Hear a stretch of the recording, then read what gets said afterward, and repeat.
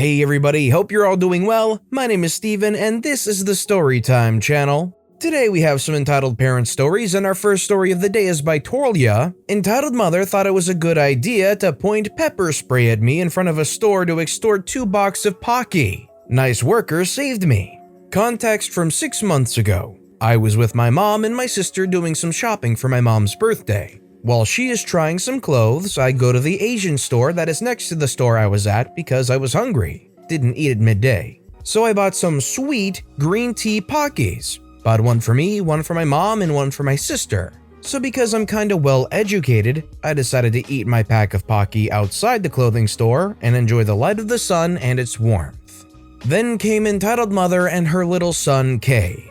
Didn't really say anything, but you'll see. While eating, she stopped in front of me.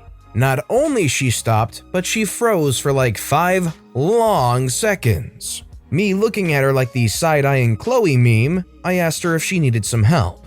I'm translating from French to English, sorry for my English. Are those good? Yeah, I like them, but they're kinda special though, not everybody will like them. Would you mind giving us one to taste? No, please, but whatever. Okay, sure, take one. So, out of my kindness, I gave one to her and her kid. She was meh, and her kid was like he was discovering some new crap and was whoa. I guess the whoa triggered something inside her brain because she began to be a stupid witch at that point. I say to the kid, I guess you like them a lot. The kid says it's delicious. The entitled mother says, would you mind giving 1 box to my kid? At this moment I was like, screw me, a Karen now? Really? No, sorry, this one is for me and the 2 others are for my sister and my mom. I was kinda give you one each, but I won't give you a full box. You can still buy one for 2.5 euros in the store if you really want one. They're expensive. 2.5 euros for a box is really expensive, but it's exotic, so it's totally normal. I can't really afford that, really?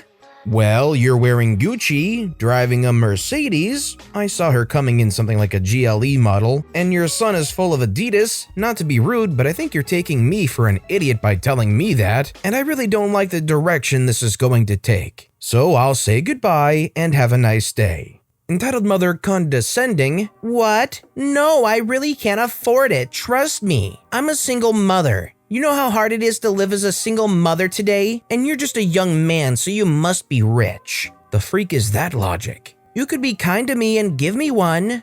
Do you really think that I'm gonna give you something with you talking to me that way and taking me for an idiot? You better go away before I start to get really angry. I was kind to you, but if you try to take me for an idiot again, I'll just slap the crap out of you.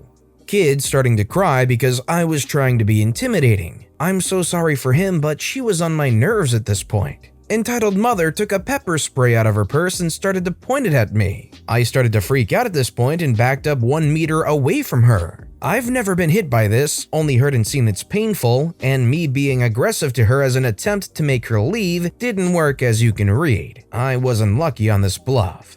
Now you'll give me the Mikados. That's how Pocky are usually called here. So I'm not some dumb idiot and try to remain calm and think fast about what to say. We are in a public area where there's security cameras outside, so I knew what to say at this moment. There's cameras outside. If I give you these boxes, I'll just get your freaking butt into court for racketeering. I also have your license plate, don't even try to do that. One of the clothing shop workers was actually looking outside the whole time because there was not really much people because of the virus. So when she saw entitled mother with her pepper spray pointed at me, she decided to intervene. The worker says, wow, what's going on here? Put that down now and get out before I call the cops. Tell him to give me these. He stole them from my poor kid. Look at him, he's crying. The worker says, what are you saying? I saw everything. It's been 10 minutes that I'm watching outside. This guy was eating alone before you came. So get the freak out of here before I really call the cops on your butt. She froze again for like 10 seconds, not knowing what to do. Worker decided to head back inside fast to call the cops. Entitled mother instantly took her child by the hands and ran to her car. I think something tilted in her head and understood that she was crossing a line. Since she was gone super fast, worker stopped the call. I was shaking like a freak after that. It was the very first interaction I had like that. Tried to stay calm and bluff to get out, but the pepper spray totally surprised me. These kinds of weapons are legal only in very small quantities, and it's rare to find someone with one. I was so thankful to that worker that helped me to get out of this situation. My mom and sister were kinda shocked and were checking if I was alright at first, but not really impressed that it happened when describing what entitled mother looked like. Apparently, that woman is known to be an issue in the city because her husband is a super rich guy that owns a manor around where I live and many stores in the city, and she's feeling above the law because of the money they have. She also tries to steal things in stores or fight every time something doesn't come as she would like. I guess I got lucky that she didn't attack me directly when I told her no. So let me ask you guys. Was what OP did here a bad way of handling the situation to begin with, considering that they did directly say to the entitled mother that they were going to slap them? Or was it justified? Let me know in the comments down below. Our next story is by Kyla Rain. I'm going to make Mickey stay. A Disneyland story. I can finally tell this. I got the opportunity to become a friend of Mickey, Minnie, Donald, and a bunch of other shorty characters at the happiest place on Earth. It was an awesome job. I had full-time hours, got to go to Disneyland for free, and just had a blast. But of course, it wouldn't be Disneyland without some contact with entitled parents. The day in question was a summer in the early 2000s. I am friends with Mickey this day, with a friend of mine befriending Minnie. Our host, who we will call CBG, is a bit new but has been in the position long enough to have a decent layer of thick skin. My Minnie and myself had been with the company for over 2 years at this point, so our skin was rock tough. We had been at it all day and finishing up our last set. So you all know, characters have set times and time frames they are on set. CBG, standing at the end of the meet and greet line, is constantly advising that the line is closed, but you are welcome to take pictures of the characters off to the side. Enter our entitled parents, entitled mom, entitled dad, and adorable toddler. They come up on the side, adorable toddler in his stroller, entitled dad snapping pictures. They are respectful of the line at first. Myself and my Minnie are posing and interacting with the families coming up. Finally, CBG is standing directly in front of us, the cue that the line is finished. We have the final family off when the entitled parents push their child up to us. Don't get me wrong, he is flipping cute, maybe 2 years old if that. I kneel down, give him a kiss on the head and send him back to his parents. Entitled mother pushes him back to us. I push him back. CBG is informing the parents that the characters are done and where we will be later. Myself and Minnie are in a hot potato battle with entitled mother. CBG is forced to join the fray. The entitled parents begin screaming at CBG, paying no attention to their child. I am slowly placing the kid next to entitled mother, protecting my Minnie in the process. I used to get very into character. Entitled dad is really in CBG's face, screaming that they need to see Mickey and how dare they be told no. Families are walking by. The men, seeing a young woman, 5'4" at most, be yelled at by a man at least 6 foot tall, makes them tap their wives and move closer to us, ready to jump in if this man is crazy enough to try something. At this point, I'm done. I grab my Minnie by the hand and head out to backstage. But I'm not a tick. I need my host out of the situation ASAP. I run back once Minnie is to the gate, shoes thumping on the ground. I grab CBG by the wrist, pull her behind me, and in all my Mickey glory, look at this dude still trying to scream at her while trying to get a picture of me. I turn and lead her off, waddling behind her with my hands on her shoulders. I can feel her shaking in anger. Security saw enough to grab the family, with one guard seeing us leave set. My Minnie has been near the entrance, waiting for CBG and myself to come back. We get far enough for me to pop my head and give CBG a hug. Security comes up to us to ask what happened. We give the rundown and he just nods and heads out. I pop the head back on and make my way to the break room to pack for the day as we all share how crazy the last set was. I love that job, but my back couldn't take it anymore and I had to leave. Still jacked up, but so worth it. It's certainly a shame that injuries prevented OP from doing the job that they loved so much, but if anybody loves interacting with children, making children's days and families' days, and portraying characters, that must be a really fun way to spend your day, especially just enjoying the magic of Disney. Our next story is by Sassy Cheese Cube, entitled Mother Does Not Want Me to Wear a Turtleneck. I met a Karen in the wild a few months back. This was in January, so COVID hadn't reached my country yet. I absolutely adore turtlenecks, and I found a really great turtleneck which was plain black and just had a little red logo of the brand on the pec region. I knew this wasn't something extraordinary, but I still loved it. So I went to an upscale restaurant the same day with my family, and I wore the turtleneck with black jeans and black shoes. I knew that it would make me the deer caught in headlights in a good way because it looked really elegant, and I have really great posture, thanks to my dad's constant nagging about sitting straight. I look average, but I carry myself greatly, and I even got some compliments and flirtatious comments as well that night, and I felt great. Until, you guessed it, random Karen. I was waiting in the waiting area as our table was being prepared. Pretty common at any restaurant here.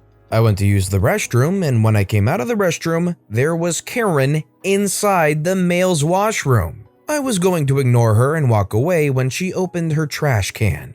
"You should not wear turtlenecks, it looks hideous and suffocating." I say sure. I was in a great mood to argue with a Karen.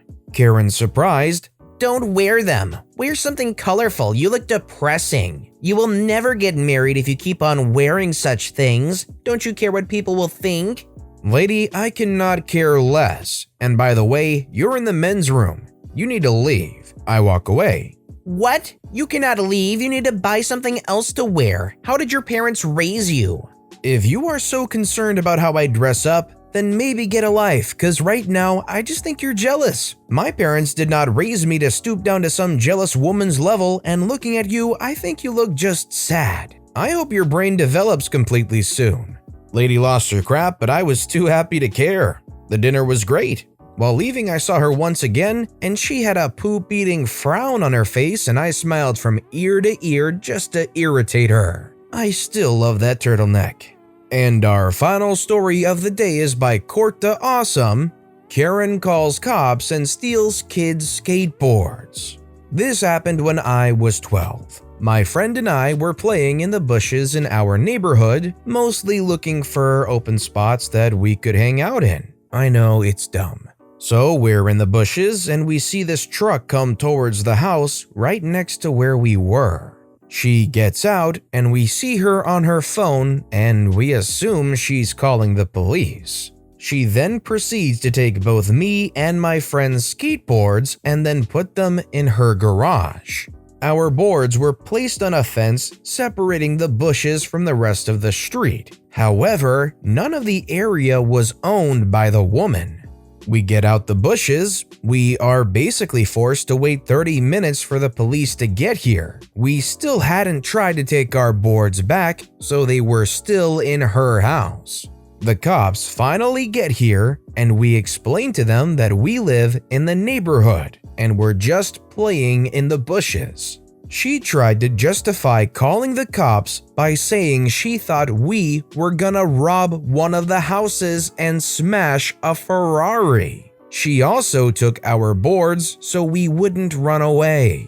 The cop did what any sane person would do and explained to her that we weren't breaking any laws by being in the bushes, and that she was committing a crime by taking our skateboards. It ended there with a Karen forcing us to wait half an hour just so a police officer could tell her to leave us alone. I don't really get where this Karen gets off doing this stuff.